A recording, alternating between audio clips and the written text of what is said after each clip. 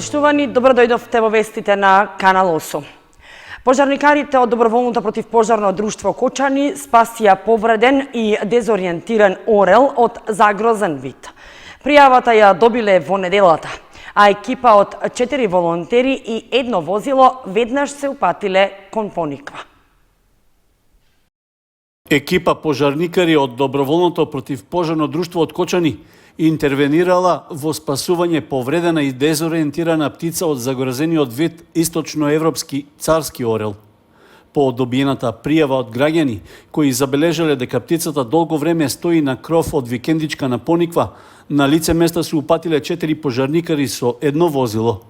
Птицата била заглавена во громобранската инсталација на објектот на Пониква, била дехидрирана и повредена, најверојатно како последица од пожарите во Соговските планини. Безбедно го симна од кровот орелот. Го донесовме тука во нашиот објект, повикавме ветеринарно лице, кој дојде, кој му кажа помош и некаде до полнок, некаде до 1 час од сите бевме тука заедно. Сега состојбата за среќа му е многу подобра, бидејќи кај нас во нашиот град нема соодветни лица за третирање на овие животни. Денес сега ќе го транспортираме во зоолошката градина во Скопје, таму ќе продолжи со понатамошно лекување.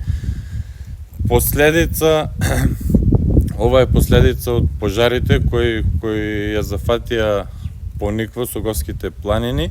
Апелираме до сите граѓани да не се пали ова на отворен простор, бидејќи не само шумата, имаме и многу други загуби, како што се животните. Ово е еден од случаевите. Волонтерите нагласија дека ќе бараат по подобрувањето на здравствената состојба птицата да биде вратена во низината природна средина на Осоговските планини.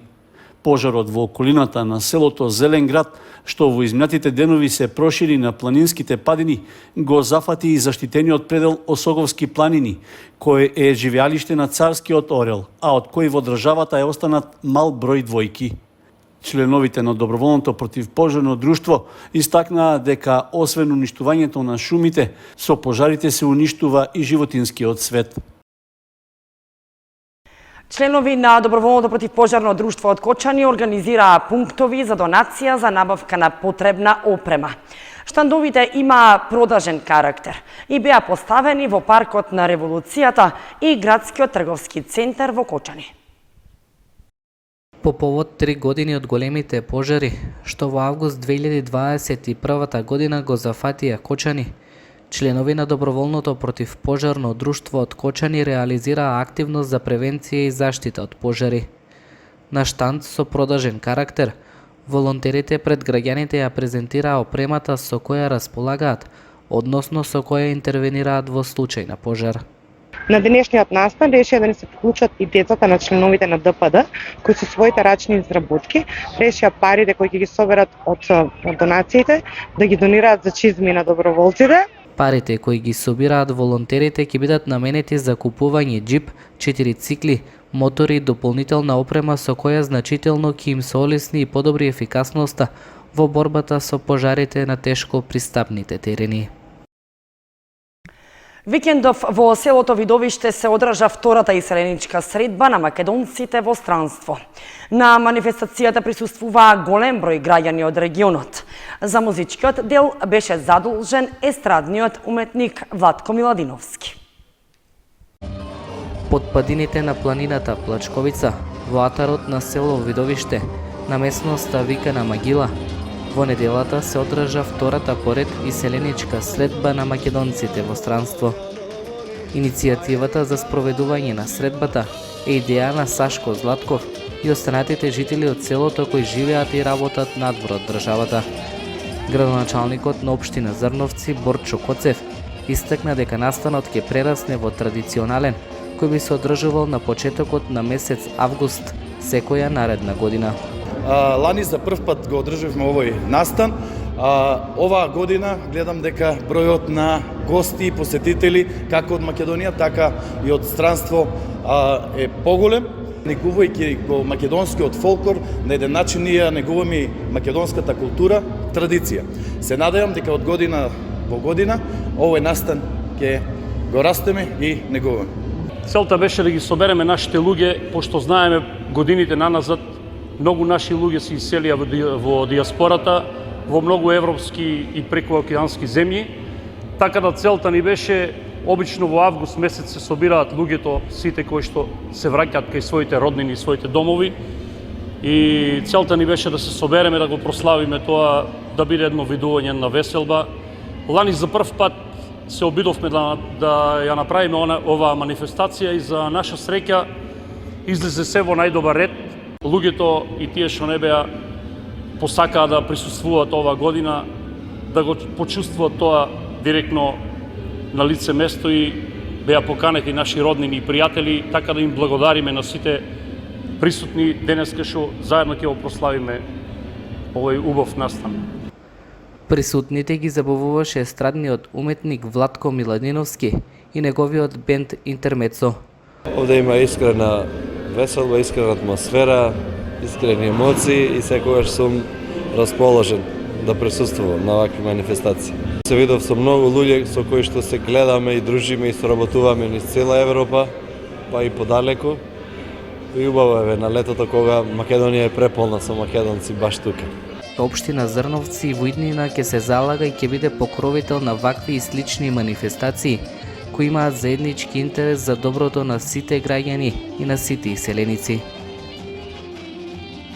Тимот на Чифлик е победник на 52-то издание на Илинденските спортски игри во Чешиново. Од локалната самоуправа беа доделени парични ваучери за прво и второ место, а беше прогласен и најдобриот играч на турнирот.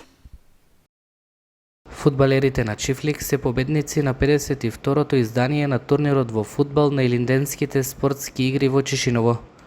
Тие во финалниот надпревар со резултат од 2:1 ја совладаа противничката екипа Соколарци. Со голот на Марио Атанасовски, екипата на Соколарци поведе со резултат од 0:1 во 20-та минута, пошто со головите во 39-та и 62-та минута на Александар Коцев и Михаил Јакимов, екипата на Чифлик направи пресврт и поведе со резултат од 2:1, со што стави крај и обезбеди победа во финалето. Од локалната самоуправа на Чешиново Облешево, на првопласираната екипа им беше доделен паричен ваучер од 120.000 денари, на втората екипа и беа доделени 50.000 денари. За најдобар играч на надпреварот беше избран Димче Андонов од екипата на Чифлик. Од организацијскиот одбор на Илинденските спортски игри истакнаа дека фудбалските надпревари, што се играа во текот на јули помеѓу 9 пријавени екипи, поминале во ферплей игра. Јас мислам завршија во фер и коректна атмосфера, пред се спортска атмосфера.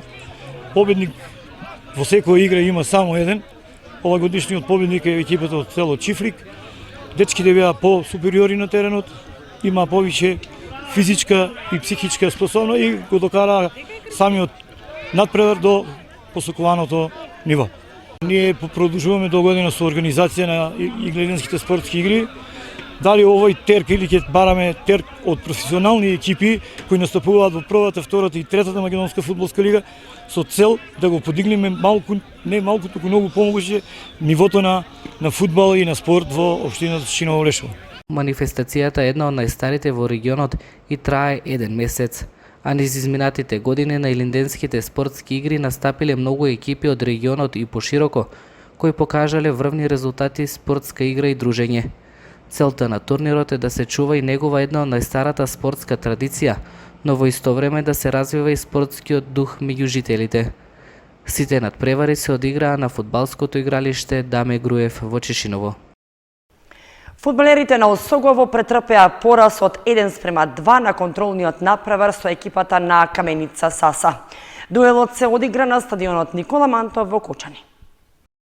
Во рамки на подготовките за надпреварите во втората фудбалска лига, екипата на Осогово на домашен терен одигра контролен надпревар со Каменица Саса, при што жолто-сините претрпеа пораз од 1:2.